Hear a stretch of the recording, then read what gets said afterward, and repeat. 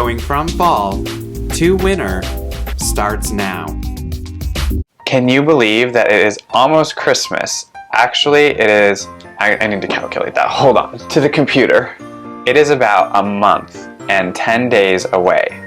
So with that, I think it's time to go ahead and start decorating your house for Christmas.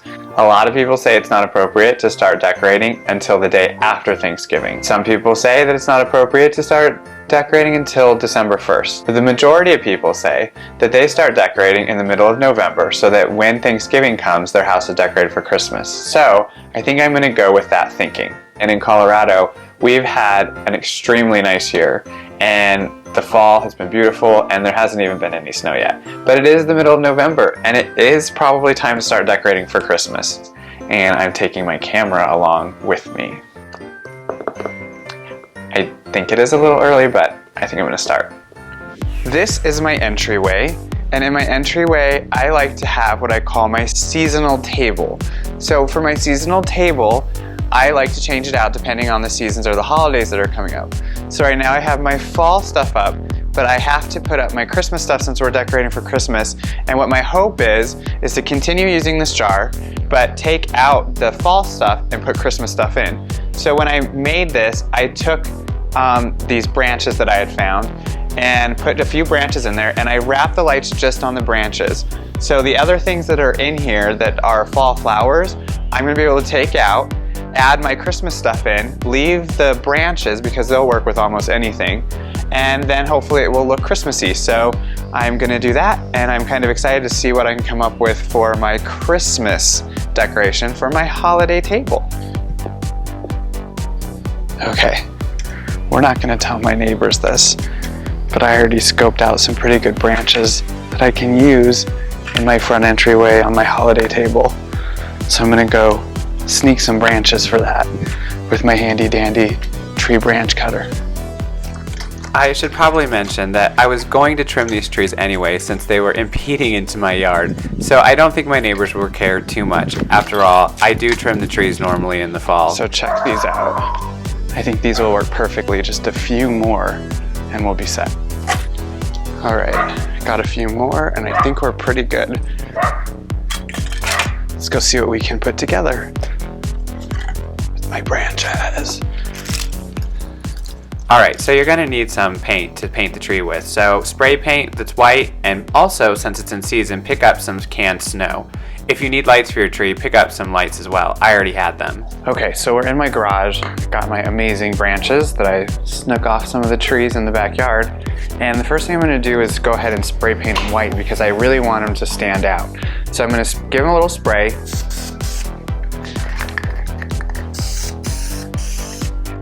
Once they have enough time to dry on one side, we're gonna turn them over just to make sure we get the other side. Turn them all 180 degrees. And we'll give it another whirl on the other side.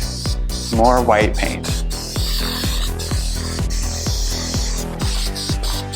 All right, now that we've cut down our branches and we've painted them, I'm gonna remove the fall decorating from the pot, and we're going to make room for the new branches that we made. So let's remove some of that fall stuff and get ready for the new branches.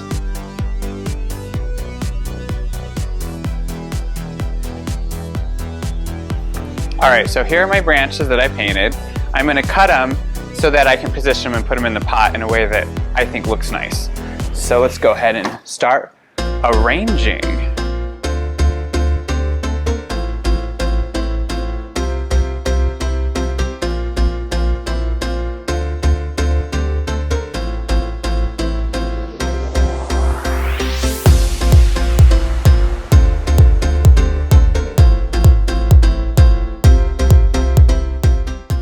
Now it's time to grab our fake snow, which will be kind of cool. We'll use a little newspaper behind it to make sure the snow doesn't go everywhere, but we're gonna flock it just a little bit with some of the Christmas snow flocking.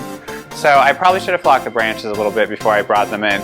But in the past I've realized with the snow, if you spray it on and then move the branches around a lot, the snow falls all over the place. So what I decided to do instead is take this, basically a cutting board, and I'm just gonna spray the little areas where I want the snow to hit the branches. We'll see how that works.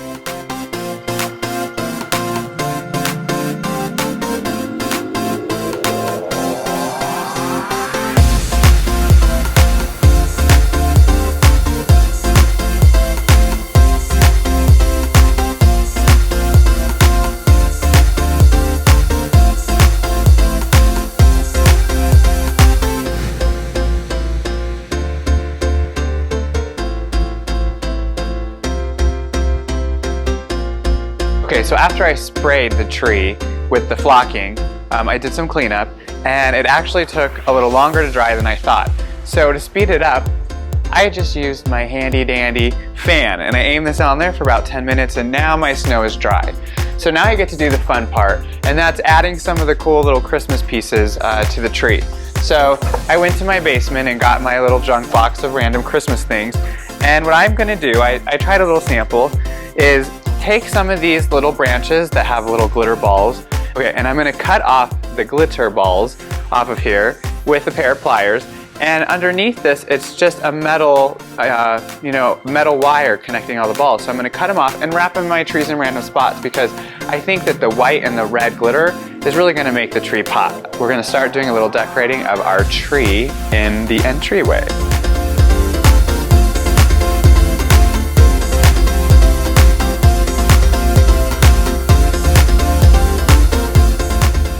As I said, this is my favorite part, adding the different components to the tree.